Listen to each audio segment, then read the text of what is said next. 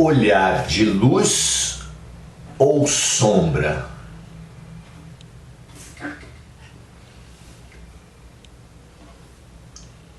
É impressionante como diante das mesmas situações, diante da basicamente a mesma infância, por exemplo, dois irmãos tiram conclusões, recolhem lembranças muito diferentes. Vocês já perceberam isso? Dois colegas de trabalho, dois colegas de classe, duas pessoas passam pelas mesmas situações e umas ficam traumatizadas, retidas no passado, e outras fazem daquela situação sua força, sua tarefa, sua missão. Mesmo experiências difíceis podem e se tornam, na mão de alguns, ferramentas de iluminação. Muitos, por exemplo, passam pelo alcoolismo, por um vício qualquer, e fazem disso uma plataforma de atuação sobre outros que passam pela mesma situação. Abusos sexuais, acidentes, traumas, marcas. Tudo pode ser ressignificado e redirecionado. Mas para isso, o fundamental é o olhar. Nós precisamos estar atentos ao nosso olhar, olhar o olhar, para que, e não nos conformar que em diversas situações vejamos a maldade, a má intenção, o golpe, a enganação, a perseguição, a conspiração. O olhar é a janela da alma. Se o teu olhar for mau, todo você estará mal, alertou Jesus. A máxima atenção nós precisamos ter para isso. A vida sempre nos traz oportunidades, mas oportunidades de quê? Essa pergunta que vai definir se nós vamos fazer das oportunidades sombra ou luz, porque depende do nosso olhar estar voltado, estar habilitado, estar buscando a sombra ou a luz. Vejamos em Atos capítulo 7, versículos 13 e 14, o que aconteceu com José.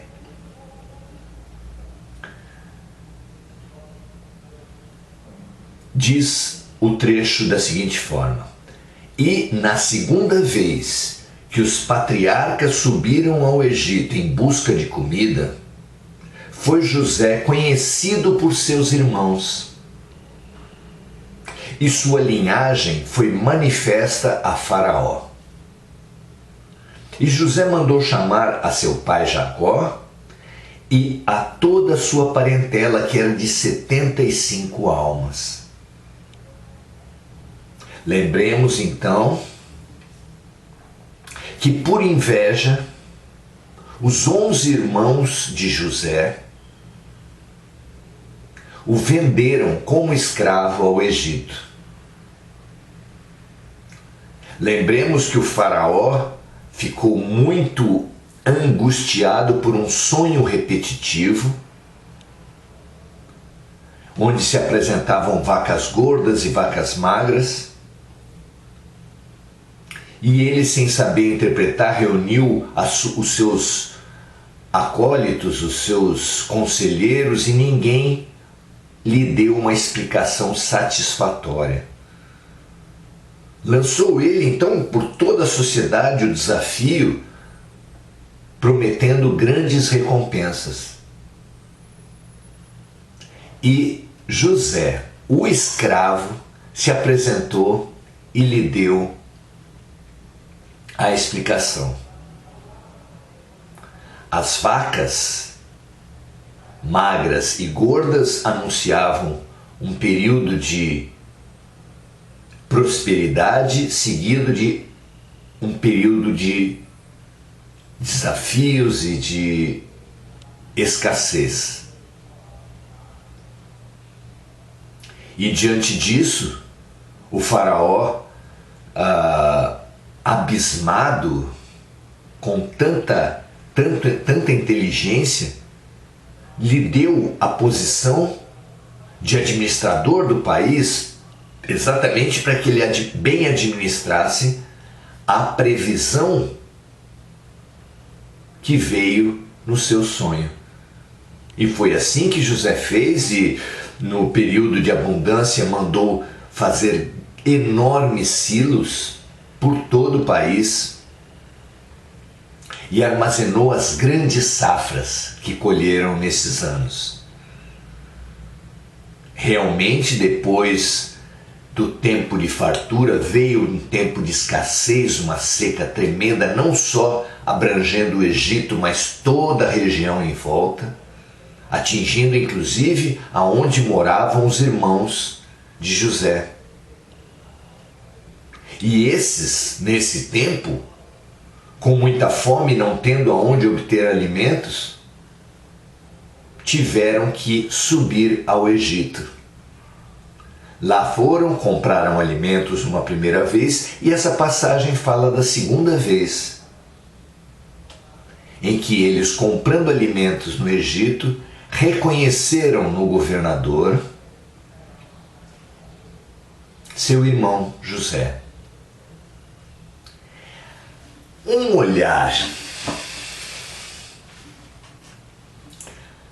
olhar magoado, um olhar rancoroso, um olhar que tivesse cultivado nesses anos todos uma mágoa, ingerido e afundado num veneno gosmento, teria visto nessa oportunidade a oportunidade da vingança. Ah, vocês me expulsaram, me venderam como escravo. Agora veio a oportunidade do retorno.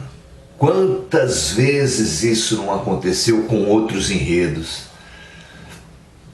Bilhões, eu diria, bilhões de vezes.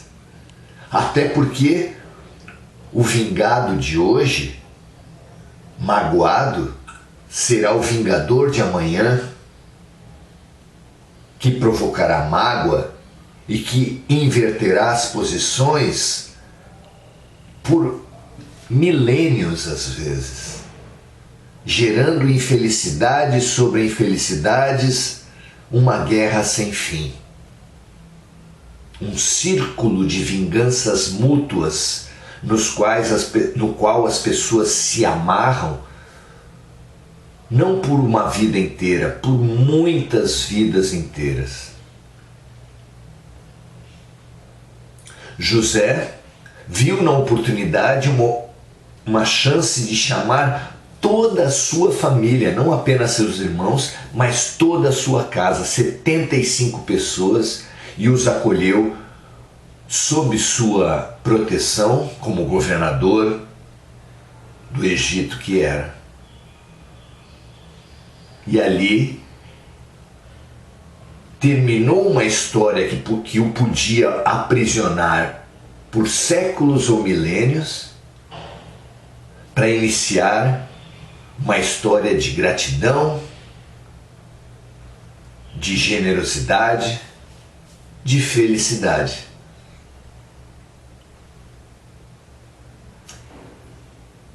Olhar essa história e pensar qual olhar nós temos treinado. Porque José não fez isso à toa, ele fez isso porque tinha treinado o seu olhar, porque durante aqueles vários anos foi trabalhando a sua frustração com os irmãos, compreendendo a atitude deles, superando e se programando o seu olhar. Que então, quando a oportunidade surgiu, ele apenas se realizou, apenas demonstrou ter superado o olhar das sombras e produzido o olhar de luz. Como é preciosa essa passagem, meus amigos. Cultivem, não tomem o perdão ou o arrependimento como uma obrigação moral religiosa, mas como uma lucidez de alma, uma ferramenta de geração de felicidade. Limpando o seu coração, limpando o seu olhar de mágoas e culpas, medos e preconceitos, você vai ter a grande ferramenta da sua felicidade, da sua iluminação, porque aí, nos momentos em que tiver que decidir, será com esse olhar de luz, de benignidade, de perceber o bem que está no fundo de tudo. Até porque essa é a única verdade. O mal é uma ilusão, o mal é apenas o bem que nós não conseguimos perceber. A única verdade que existe é Deus, é o amor, é o bem profundo que está por trás dos aparentes males, das aparentes contrariedades, adversidades. De posse desse olhar, de ver Deus em todas os seres, situações e condições que Ele nos oferece, é o que vai nos favorecer, é o que vai nos propiciar a felicidade. Que assim seja conosco o mais rápido possível. Limpemos as nossas almas, limpemos o nosso olhar, vejamos Deus, vejamos o amor onde Ele está, em tudo. Um grande abraço, até a próxima.